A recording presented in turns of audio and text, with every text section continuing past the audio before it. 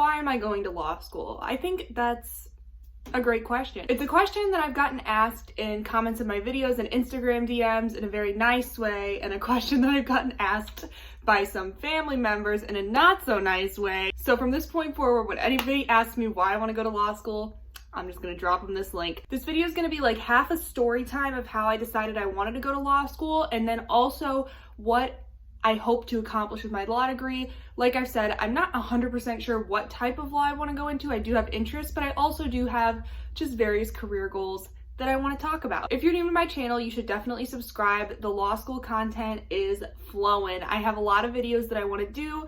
And as always, if you have anything you want to ask me about, any advice you need, if you want to give me advice, I'm definitely open. You can drop it in the comments or message me on Instagram, and I would love to hear from you. It means a lot to me whenever I get DMs and stuff. It's super cool. I have a playlist right in one of these corners. I can never remember which one it is. That's basically all the vlogs talking about every single step of my law school application process. So if you want to watch that, that could be really helpful. We're going to start with my law school story. So I originally wanted to be a psychiatrist, and that is why my undergraduate degree is in psychology. So when I got accepted into undergrad, I was psychology pre-med. There's a lot of negative stigma surrounding a psychology degree. It's useless. There's nothing you can do with it. I might make a whole video about why I don't believe a psychology degree is useless. However, at the time, I thought really you could only make money, good money, if you became a psychiatrist. So I was like, I'll just become a psychiatrist. Like, that's an easy feat. That's 4 years of undergrad, 4 years of medical school, residency, externship, specialization. You know, I wouldn't be being just a psychiatrist until I was 35. So that's what I wanted to do. I got accepted into undergrad on a pre-med track. I mean, I wasn't super excited. I wasn't the best at science, even in high school. I didn't do that great in biology, didn't do that great in chemistry, didn't do that great in anatomy. I don't really know what I was thinking. I am thanking the heavens because my GPA would be so low right now if I had done pre-med. So at my school, there is a semi-prestigious program known as the Med Scholars Program, highly selective, hard to get into, and I wanted to try to apply for it. So I applied and I got a big fat rejection, and that was kind of when things turned for me. So I really sat down with myself and I just decided I'm gonna do a strengths and weaknesses. What am I good at? What am I not? I'm very strong in writing, public speaking. I'm very logical, but I'm not sciencey. And I thought, you know what? I'm just gonna apply for a pre-law program, the pre-law scholars program, instead of the Med Scholars Program. I applied within days of the deadline and I got in. So I was like, okay, I'm just gonna keep my psychology major because I love my psychology major and I don't regret it one single bit. And I'm just gonna be pre-law instead of pre-med. So that's when I decided. Then I didn't think about it. Wasn't super passionate about it. I was just like, you know what, at least I'm doing a professional career. I'm going to more school after undergrad because I know that's what I want to do. And then for my school, they gave out a summer reading book. For our year, they gave out the book called Just Mercy by Bryan Stevenson. I was not excited to read it. This book completely changed how I viewed everything. The book is about a public defender on death row, and public defenders don't make great money, and it's for people who are sentenced to death. It is very high stakes, very intense, and a lot of them were wrongful conviction cases, I will add. And it made me realize that practicing law can help so many people.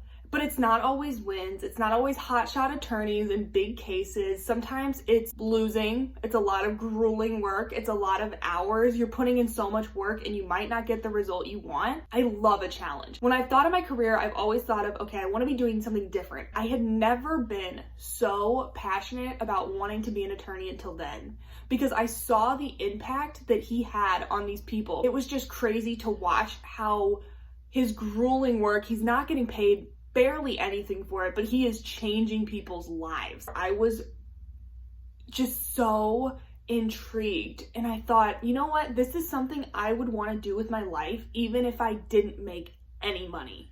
And I think when you can find something where you would want to do it for free because that's just something you want to do, then you found your passion. So then I'm a freshman. I'm not thinking about it too much, going through my core classes, doing mostly psychology stuff, taking a law class every now and again. So my junior year, I had to do an internship, and I decided to intern at a courthouse in the city, and I worked with domestic violence victims, basically advocacy for them in courtroom situations and helping them file for orders of protection against their abusers. That semester was absolutely insane.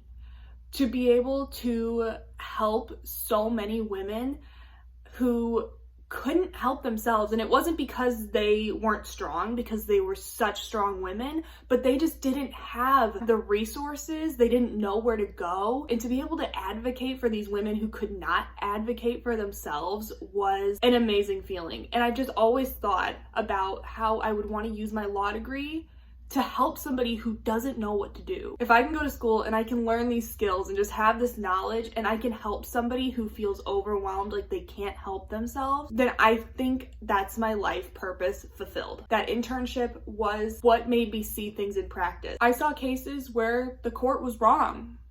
You know, they didn't grant the restraining order when they should have. I saw these blunders of the system. Anything I could do to help, it was a great 4 months. I definitely recommend that anybody get involved in an internship in undergrad because it will open you up to so many things. It's definitely something that I'm thinking about for my career because I have such a connection to it and I enjoyed the work so much, even though it was so emotionally taxing. But that's when it was like 100% sure I need to go to law school. I need to get this knowledge so I can just help as many people as possible who don't have this knowledge. I don't want people to get screwed over by the system. I think a lot of people make jokes about lawyers being shady, being con men and women, you know, we're just out to make a quick buck. And it is the case for some lawyers, but isn't that the case with every single profession? It totally is. I just think for me, this is the way I can use my strengths and my abilities to help the most people as possible. And that's really why I decided that I wanted to go to law school. And it's something I never have doubted. If you don't have that feeling, if you don't know 100%, that's okay too. There are so many people that don't know what they want to do. There are so many people who aren't sure if they want to go to law school. And honestly, I think it's a mix of two things when you think about if you want to go to law school. Think about your strengths and weaknesses. First of all, I wanted to go to medical school.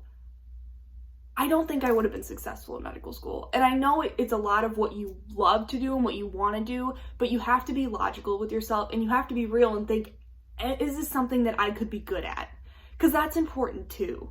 It's important to be real with yourself and think, Madison, you probably would not do well in medical school. You got a B- in high school biology. Like, let's just set this up. I think another thing to think about when you are thinking about whether you want to go to law school or not is thinking what your degree can offer you that's not litigation. I have some things that I would love to do in my legal career, and litigating is one of them. But there are so many things that you can do with a law degree that is not litigation. Politicians, a lot of them have law degrees. If you would like to go into politics someday, good luck. I've thought about it. It's definitely something I've wanted to do. My absolute dream job, just this, I don't know if this is gonna happen. If it does, that'd be nuts, but I would love to be a judge. I'm shooting high. I wanna be a judge. That would be so cool. A lot of higher ups in universities and companies also have law degrees and they aren't actively litigating. The skills that a law degree gives you is more than just a knowledge of the law. You learn to think in a completely different way. And this can be beneficial in a lot of areas. For example, another one of my dreams is after I practice for a while, I would love to be a professor at a university. I never understood people who wanted to be teachers. No offense to all you teachers out there. I was just like in high school, I was like, I would hate to be a teacher. Props to you if you want to be a teacher because I don't get it. But as soon as I got to college and I saw professors, I thought I could do this. This is something that I would love to do one day whenever I practiced for a while, I've done my careers. I've had some great lawyers as professors in undergrad who still have their practices, who still do their jobs during the day and teach at night.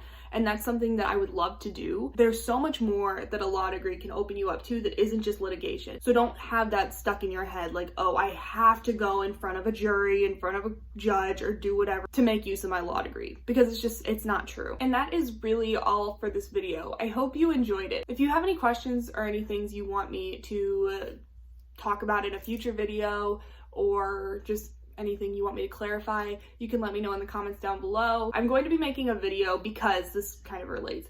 I did the internship and I loved it, and that's what I ended up writing my personal statement on. And my personal statement, I'm not gonna lie, it was pretty good. I mean, I will be completely honest all day. My LSAT, like I can give you some advice on the LSAT, but it's mostly things I wish I would have done because my LSAT wasn't that great. My personal statement was pretty good. So I think I'm gonna make a video all about that, how to write a personal statement. I'm gonna end this video here. I hope you enjoyed it, and if you did, I'll see you in my next one.